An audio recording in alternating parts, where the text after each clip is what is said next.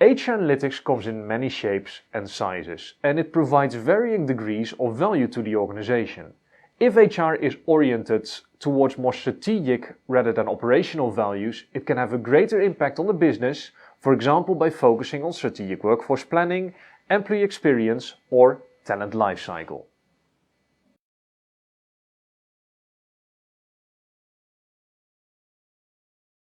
In this lesson you'll learn on the one hand about HR analytics maturity and on the other hand about the business relevance of HR analytics maturity and how you can really add value both to HR and to the business in an operational way but also in a strategic way. And I think as an HR analytics manager you really want to add value to the business in a strategic role because that's really where the main value is, and in this video we'll teach you how to do this. This is the HR Analytics Maturity Model. If you haven't seen this model yet, go back to the ebook and read chapters 3 and 4. Why? Because they describe where your organization stands and how these levels apply in different organizations, and that's helpful to know before you continue this video. To give you a short recap, Level 1 operational reporting is all about the basic statistics of your company. For example, what's your annual turnover? What's your absenteeism? What percentage of absenteeism is long-term absenteeism? That's very operational standard reporting. You look back in time and you only look in one single system. Level 2 advanced reporting is more complicated. If you say, hey, I have a turnover of 10% last year, then advanced reporting is all about what percentage of the turnover was wanted turnover compared to unwanted turnover. Because you don't want your high performers to leave. But if the 10% of people that left your company last year are all really bad performers with low potential, then you can rejoice because the good people stick with your company and the bad people leave your company. So the advanced reporting is more in-depth and it focuses on multi-dimensional analysis and dashboards. And level 1 and level 2 and even organizations with HR analytics departments aren't really actively involved in level 3 and 4. Level 3 is about advanced analytics, so statistical analysis, for example, doing a correlation. Is there a match or a relationship between your engagement and your revenue, for example? And level 4 is really about predictive analytics. Like, can you predict your revenue based on the engagement scores you get this year? Like, can you predict next year's revenue? Or can you predict who's likely to leave your company, etc. So that's the even more advanced analytics. And what you see is that organizations go from level 1 to level 2 and then to level 3 and then to level 4. Because when you start doing predictive analytics, you already have all the data to get some advanced reporting going because you need to combine different data sources. So in summary, the HR Analytics Maturity Model shows you where you stand as a company. And all the slightly different versions that you see going around on the internet are based on Bursin's Talent Analytics Maturity Model. This table by Holmes 2017 provides a really neat overview of where you are and what value you can add, both for HR and for the business on an operational and on a strategic level. What you see when you're in level 2 of your HR Analytics Maturity, level 1 and 2, you're really focusing on HR functional concerns at an operational level. So we're talking about transactional HR, about HR process improvements, and about dashboards. And when you look to the business concerns, operational business concerns, you talk about workforce-driven operational effectiveness, so how effective is my workforce, and operational workforce planning. Can I get person A on time to the right place to do his work? So that's really the operational planning. But at some point you want to go towards a strategic added value both for HR and for the business. When you look to the strategic value of HR concerns, you talk about talent lifecycle, about reward, performance management and employee experience. And when you focus on the strategic business concerns, like adding strategic value to business concerns, mergers and acquisitions, like how should the new company look like, cost reductions, restructuring, strategic workforce planning and critical talent issues.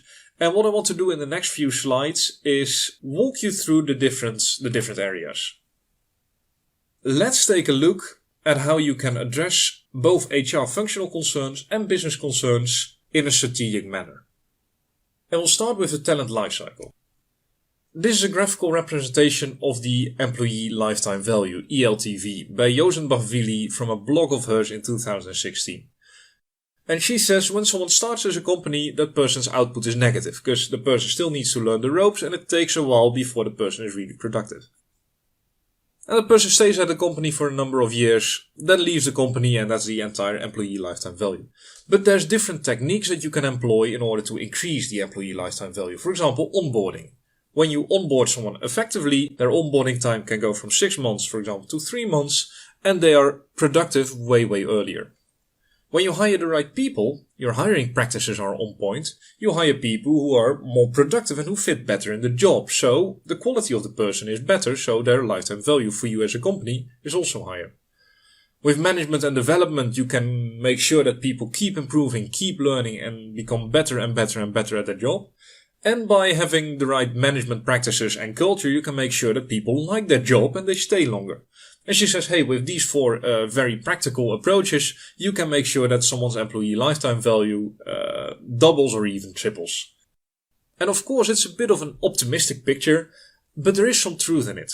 So how can you use HR analytics to help onboarding, to help making better hiring decisions, to make sure people develop themselves better, and to make sure that your management practices and your culture are onboarding so people stay longer? That's something we'll talk about in the next module. I mainly showed you this picture because I think it's quite inspiring, and it shows you different ways of adding value as HR in a strategic way that really helps your company to get more value out of one single employee. And also helps the employee because the employee is healthier, is happier, is more productive, etc. So it's a win-win. So another strategic concern for HR is the employee experience. When employees have a positive experience, they stay longer at your company, they are more productive, and as a company you have more continuity, which is good for business. Your employee experience consists out of your cultural environment, your physical environment, and your technological environment.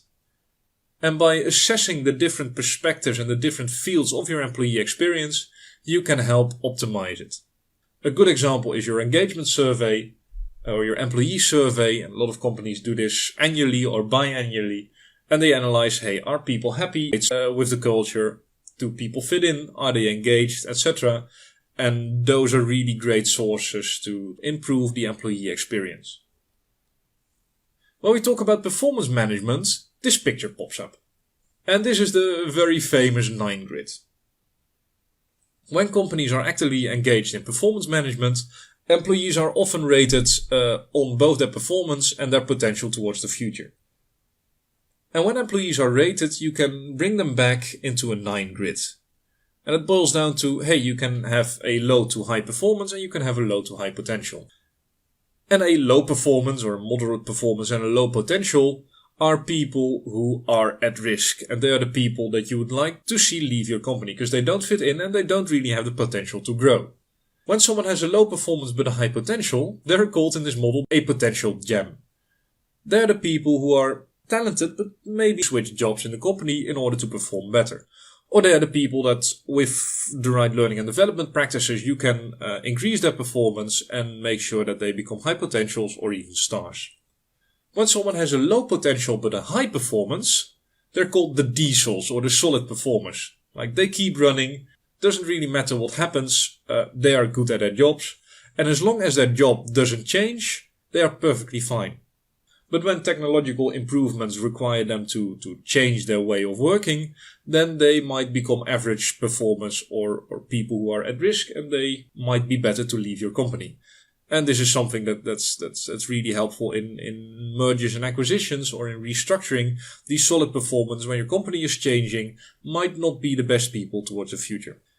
And when people are high in potential and high in performance, they are the people that they are called the stars, the high performance, the high potentials. They are the people that you really want to have and retain within your company. And of course, not everyone can be a star, and it's really good to have stars and high performers and solid performers, because not everyone will make all the promotions and will become CEO at the end, because there's only one CEO.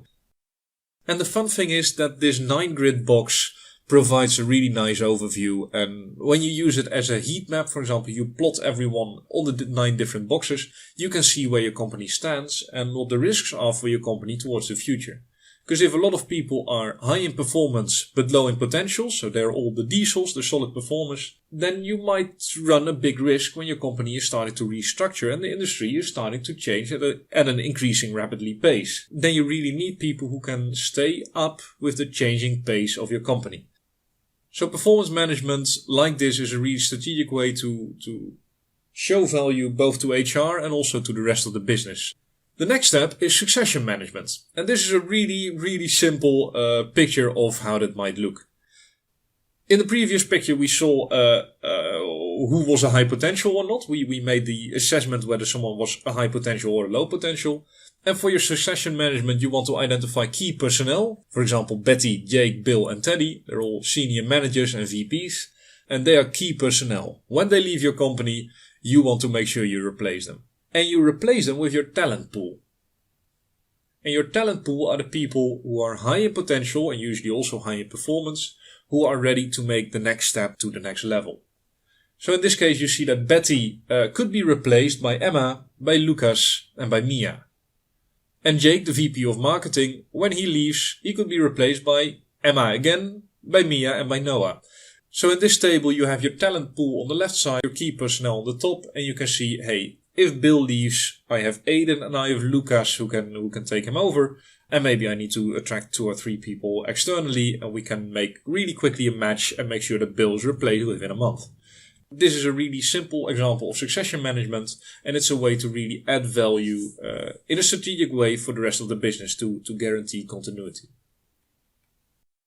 And when you talk about strategic business concerns in terms of strategic workforce planning, think for example about the accountancy sector. During the 2008 crisis, a lot of accountancy firms stopped paying for new people to follow an education to become an accountant, and what you saw 5-6 years later was that they were really looking for people with 4 or 5 years of experience to start working for them. But those people were just really scarce because they stopped paying for their tuition. You see a similar thing in, for example, the military or the police. When you need more police agents or more military personnel, it takes a few years of training before they can actually become a soldier or a policeman. So if you want to expand your police force or you want to invade another country, for example, make sure you prepare and plan it in advance, because you can't do something today when you had to prepare 2 or 3 years in order to execute on that. So that has everything to do with strategic workforce planning. And for certain companies like the military, like the police, like the accountancy sector, where it takes sometimes years to get the right people at the right place, strategic workforce planning is really important to guarantee the continuity of a business. These are some examples of operational and strategic HR and business concerns.